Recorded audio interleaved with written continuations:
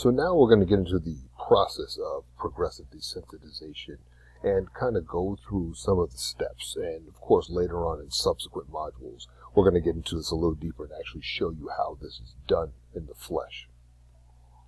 So when we're talking about progressive desensitization, there's a basic method in which you can do this.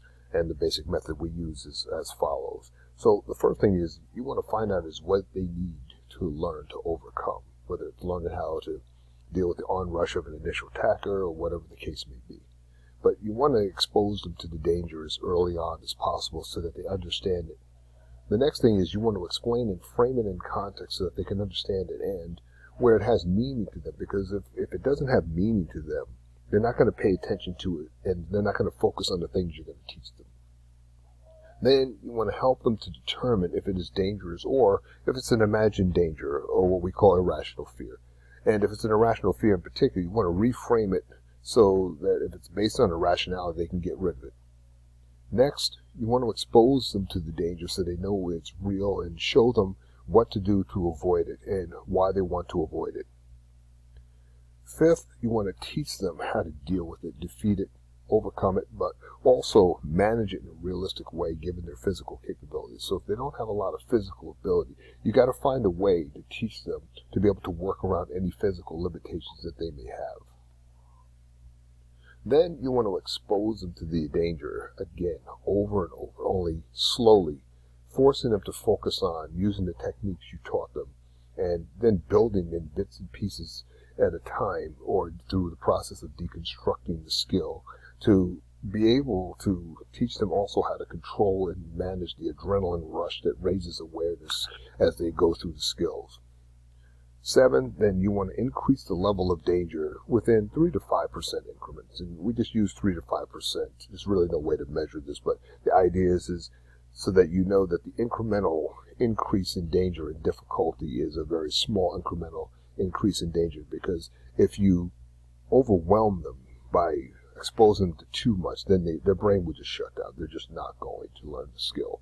And you want to increase this and give them ample practice, again, controlling the adrenaline rush. And 8, you want to train them to the edge, but not beyond it, and make sure they feel the danger.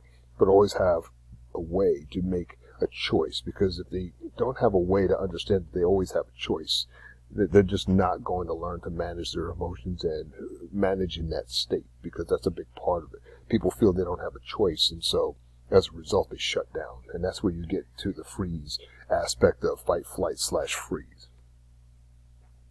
So through training, you develop skill. And skill fosters proficiency. And proficiency allows you to stand in that space between courage and fear, also known as confidence. A skillful warrior is a proficient warrior, and a proficient warrior is a confident warrior, because he knows what to fear and also what not to fear, but also how to recognize danger and know what to do about it. This understanding, again, allows for that choice that we're talking about, where people know that there is always a better choice than obviously dying or running, and what to do about it. And when they know what to do about it, they will have confidence in their abilities. And understand something, if a person is not confident in their abilities, I don't care how skilled they are, they're just not going to do what they need to do. In other words, if you don't believe you can do it, you're just not going to do it. So this is the whole purpose of this type of training. And it's really simple. It's really kill or be killed. And as Thucydides said again, he who is best is trained in the severest of schools. For all men, and this is the key, all men are basically the same, and the difference from one man or another is really the training. So this provides you an overview of the process, and we're going to continue to build on this in subsequent modules.